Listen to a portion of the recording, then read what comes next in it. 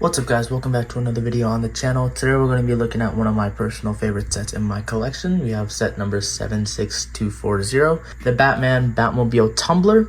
It came out in 2021 with 2,049 pieces and cost me $230, which was later adjusted to $270. And since it is such a large set, I think it would only be fitting that we go through the minifigures first.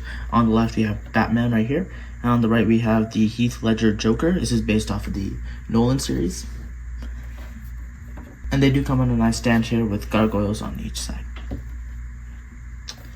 Now, if we were to take a look at this Batman figure individually, you can see that it does capture the actual suit worn by Christian Bale in the movie and flipping him over. He does have a nice cloth cape, and exposing it shows some back print.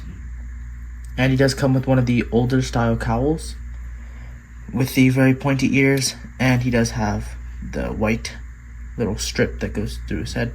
And he does have an alternate face where it's a little more, it's more of a grimace.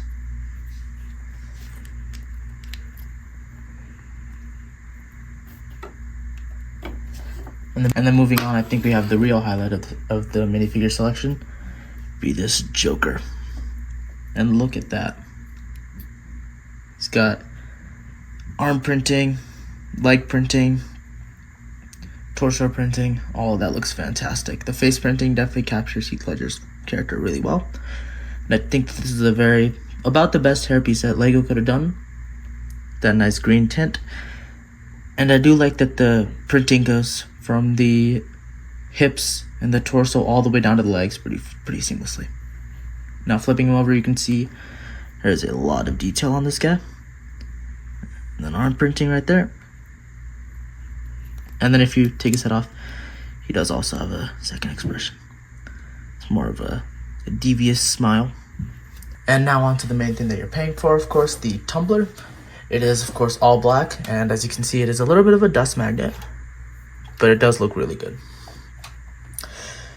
And looking at it from the front, it does have that really iconic two wheels right here. These are both really big rubber wheels. They are one of the squishier wheels, so you do have to be careful that over time these don't indent if you keep them directly on here. But they do come with a stand that we'll look at later. And taking a look at the front, you can see the nice print right here for the canopy piece. On the old one, this is actually a sticker, so it's nice to see that there's a print. And moving up a little bit, we can see that there's a window right here, and with some nice, these are actually windshield wipers, so I think that looks really nice, with the nice transparent black canopy, actually, instead of a transparent brown as they're usually using. And you can see that there's a lot of gold elements on the front of this, including some nice details right here. And as far as odd colors are concerned, there's only one area, and that's right in here. There's the beige pin and then the blue pin, but those are pretty unnoticeable.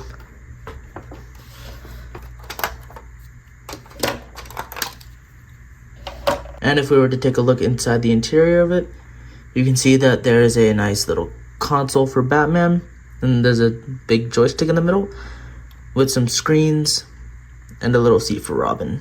But he's not included in this, unfortunately. It's got a lot of screens all the way around, and you can see just barely, that one in the middle, in front of the joystick. And moving to the back, you can see that they do use 4 really large heavy-duty tires here. Make sure that this thing is really nice and stable. One thing I must note is you do have to be very careful when you put these on, because you have to worry about the orientation of the wheels, or else it just doesn't fit in because of the pins, so be careful if you're building that. As you can see in the back, there's a nice little exhaust, which actually uses the barrel piece right here, which I think is actually clever. And the exhaust looks really good. And then all these parts up top, all these parts up top do move. You can pose them however you like. The only downside of this, and the downside of this whole set, is that these do tend to be really fragile. Anything that you can see that moves, so like these, and the front is like these, they're all just laying on there. They're not necessarily the strongest, but I guess for a collector set like this, it doesn't really matter, because you're not supposed to be playing with this anyway. It's definitely not for play. And then moving along to the side, you can see that there is a lot of these nice Harry Potter wand pieces that are used for little details.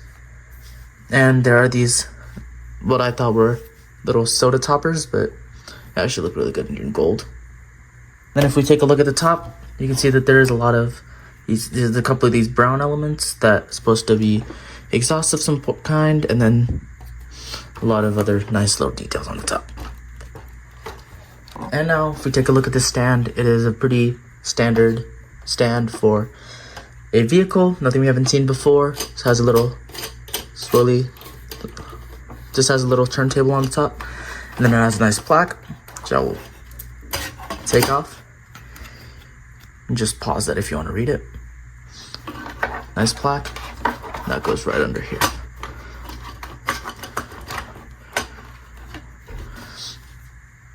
And getting the tumbler on top is just to symbolize us finding this little white piece right here, and then lining it up with these little grooves on the actual model. And there we go. Now again, I did say that you should be careful when using these front tires, these back tires on the ground. That does not get taken away with the stand. There are some angles where the car will be, like right now, the car is definitely touching the surface, so to be a little bit careful.